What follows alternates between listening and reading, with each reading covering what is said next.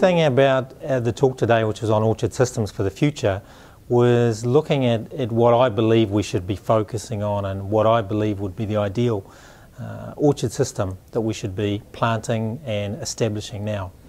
So the key thing to me is we have to have it tall, narrow, and a vertical system.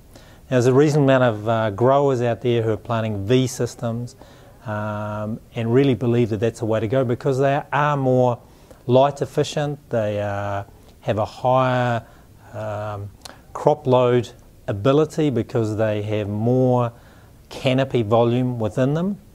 But one of the main limitations that I see in those systems is that we have to, I think in the future we have to manage the canopy from both sides.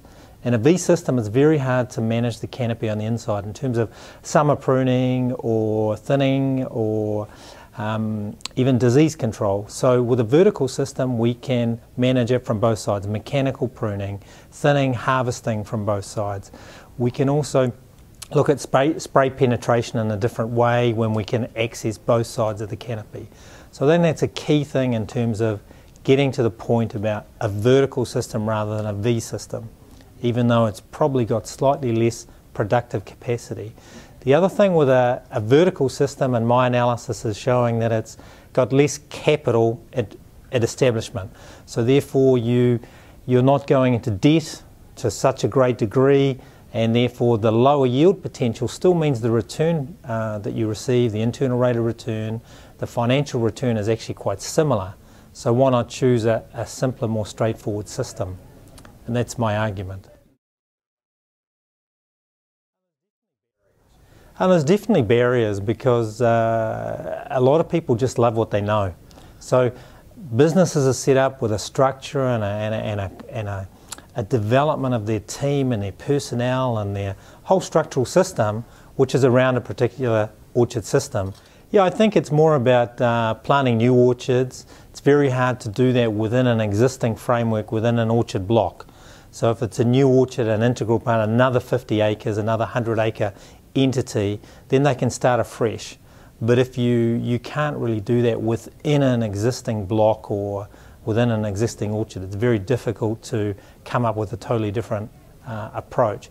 And that's mainly the main constraint I see is in row width, because you have so much of your machinery set around row width when you're working a farm. So if you end up with a new orchard system changing row width, it changes a whole lot of other calibrations and system and processes. Yeah, the number one is I think we can improve fruit quality. It's got to be the number one thing first.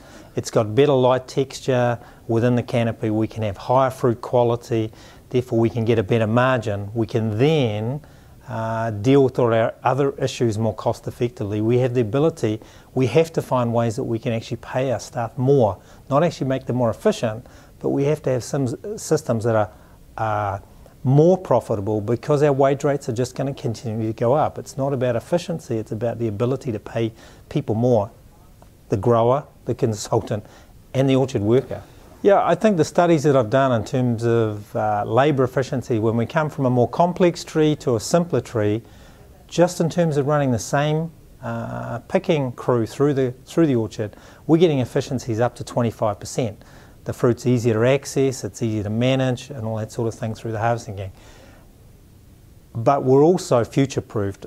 A very simple, narrow system has the ability is prepared for any technology that I can see has got any hint of possibility. From just harvest assist through to full robotics, anything can be applied into that system as those technologies become available over time.